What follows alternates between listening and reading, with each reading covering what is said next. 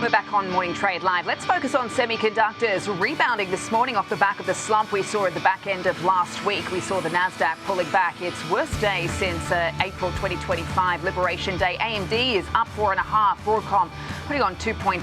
Intel flying high, continuing to climb here, up 10.5% right now off the back of some of the news we saw this morning about it's going to be making chips for some of the big names here. Nvidia up 1.3% as well, as Jensen has been making a lot of headlines over in South Korea in recent days. So let's talk about some of that, because Nvidia announced some notable new partnerships overseas. That is the focus of the morning trade. Joining us for a closer look, as always, is Marley Kayden. It's been Jensenity, Marley, over in Seoul. I saw that he was out eating barbecue. He was out playing baseball. I was reading the Korean Times this morning. He says there's nothing better than fried chicken and beer. I completely agree with him. But obviously this seems to be, as far as the conversation is concerned, a lesson in how to do business. Just walk us through some of the deals that he's been walking away from in the last couple of days. Yeah, good morning, Sam. Yes, I mean, it truly is such a lesson in a Jensen Huang road show. I mean, he's everywhere. He's announcing deals after dinner meetings. These are not necessarily formal announcements. They're very true announcements, but the way he does business, it just makes everything feel so intentionally yet casual at the same time. But let's talk about some of these team ups here.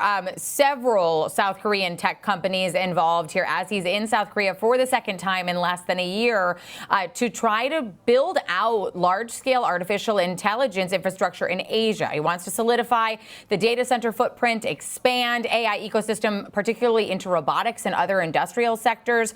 But SK Telecom is a big component of this, so let's talk about them first. Advancing their plans for a first gigawatt scale AI cloud services in South Korea. They aim to expand that then into other parts of Asia. This infrastructure project will combine NVIDIA's platform and advanced GPUs with SK Telecom's network and data centers to create AI factories that generate tokens. Of course, those are the building blocks of intelligence derived from data.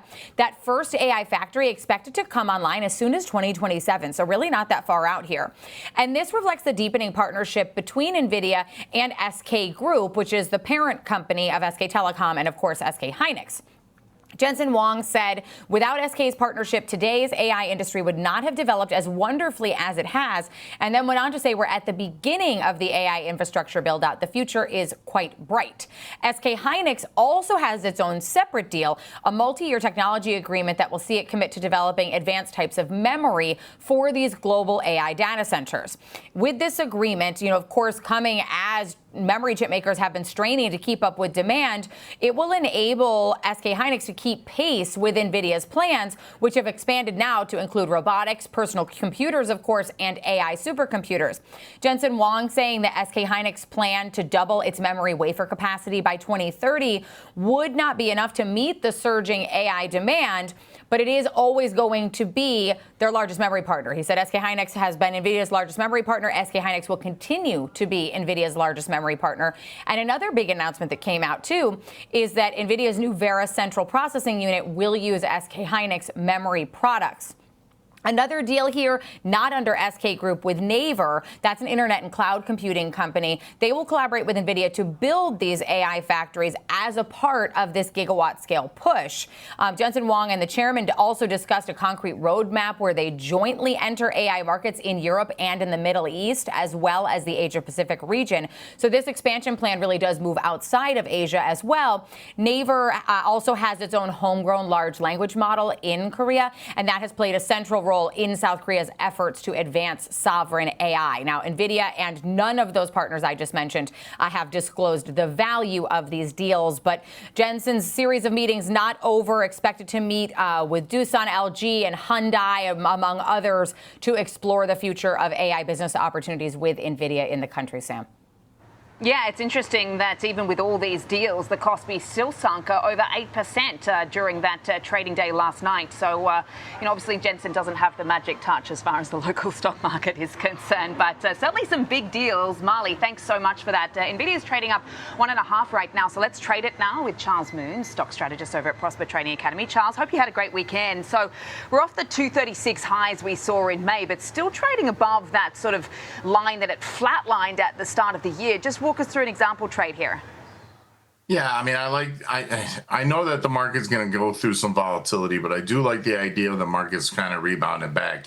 And again, if we do, we usually have Nvidia become a leader. So I'm looking at a shorter dated vertical, looking at the June 18th, targeting the 210 strike and going short the 218s. Risking about 50%. Again, if it breaks below Friday's lows, we're probably not going to want to be in it. If the markets do have a sustainable rally, this spread's going to trade easily at 100%.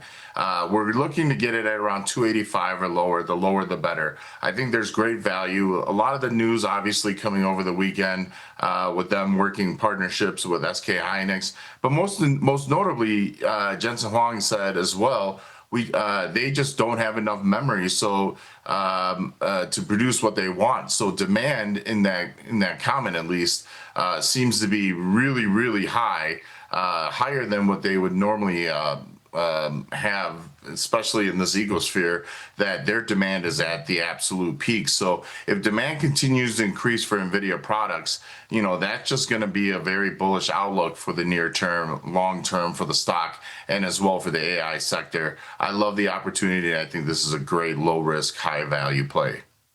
Yeah, and I mean, just look at TSMC's comments last week about trying to meet some of that capacity. They say the suppliers are really struggling, but we'll continue to watch this space, up 1.7% right now. Thanks for the example trade. Charles Moon there, stock strategist at Prosper Trading Academy.